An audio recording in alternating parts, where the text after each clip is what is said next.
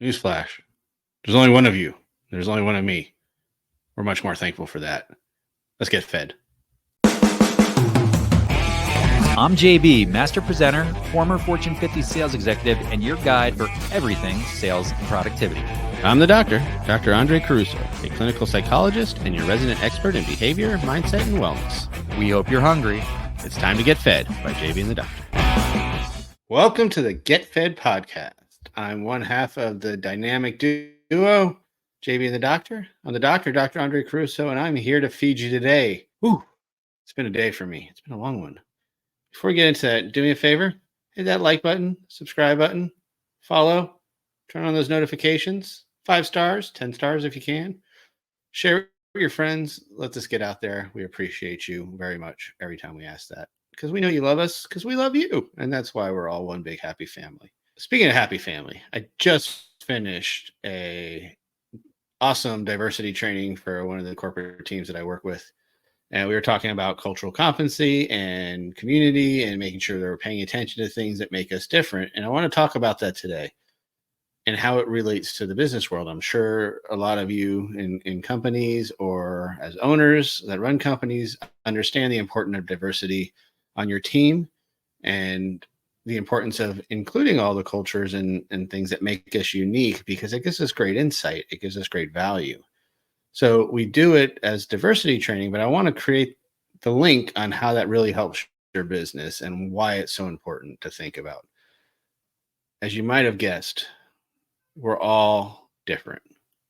We're all unique. No two people are the same. We have different life experiences. So no matter what, even identical twins cannot be the same because of those different life experiences and different things that we've taken in. Some of you people listening right now or watching on YouTube, more importantly, maybe looking at me and be like, hey, Doc, you remind me of my third grade teacher. I love my third grade teacher. You're awesome. So you have a natural tendency to like me. Someone else might be watching me and like, you remind me of my ex-boyfriend. I hate my ex-boyfriend and automatically hate me. Because of our experiences, there's certain things that we bring to the table that make us unique. So when we work in a business arena, we have to be aware that not only are the people that work inside the company very unique, but our customer base, our clients, the people we work with are also very unique.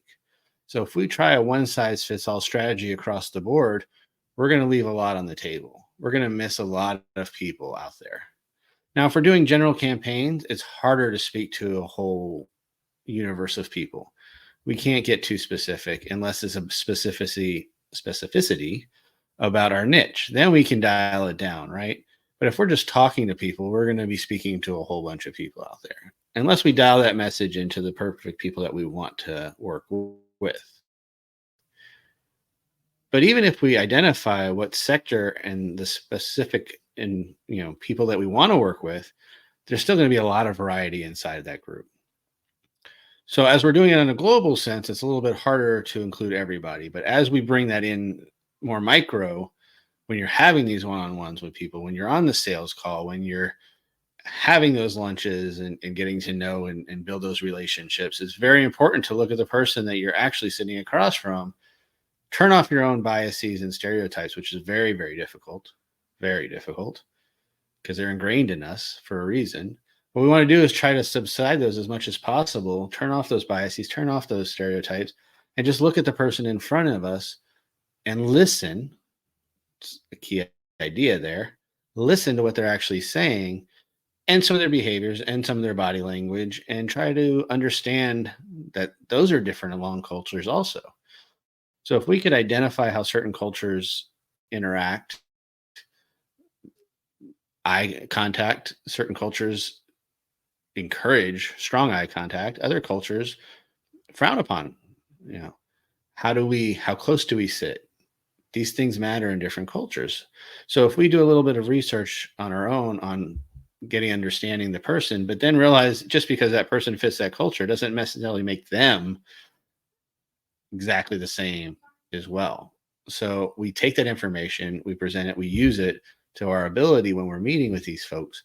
But then we also have to just really be aware of the situation itself and how we might have to modify and pivot based on the reaction and response that we're getting. I know it sounds like a lot, But these are really little micro things that we are doing to become better as just humans, but better in sales and better in business and being able to close that deal. This is what goes back to soft skills, communication, attention, communication. These things are super important, right? So that's how we use diversity and all that training that we get and then use it in the business aspect. We take that knowledge, we apply it to the situation, but then we also realize every single person is unique. And I really, really have to pay attention to who's in front of me and what they're bringing and the energy and match their energy back with them and using that knowledge, but don't be limited by it, right? That's what we like with data. We love data, but we don't want to be limited by it. We want to keep gaining more and more data to better grow. And that's what we do. Every time we work with someone here at Evolve in Performance and Development, nothing is carbon copied. Every time we work with a team, it is bespoke and designed specific for the team that we're working with because everyone has unique needs for their team. And they're the people on the team, right? So if we just carbon copied, you're not going to get the best benefit. We like to make sure that we know who we're working with, their specific needs, and build out the program or workshop accordingly. And that's something that we take pride in, but we think that most companies should be doing is really looking at who they're working with, building those relationships, and then speaking specifically to the needs and wants of the people you're working with. You do that and you'll notice the increase in sales, increase in referrals, everything that you want as a business owner come back to you when you're taking the time to understand that people are different, they're unique. One size does not fit all. All right, so I hope you enjoyed getting fed today. Go out and give it a try. I'd love to hear back from you, of course, how it works for you, some of the diversity that you've seen in your company and how you apply that to the real world of sales and community building and relationship building. You could always just slide into my DMs. You're always welcome there. And I'd love to hear from you. Of course, you could find us on all social media platforms at JB and the Doctor or on our website, jbandthedoctor.com. We're excited for everything going on. And we love feeding you guys weekly.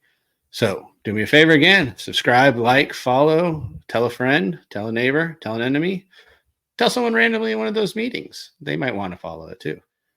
We appreciate you all. We'll see you next time. Peace out, yo.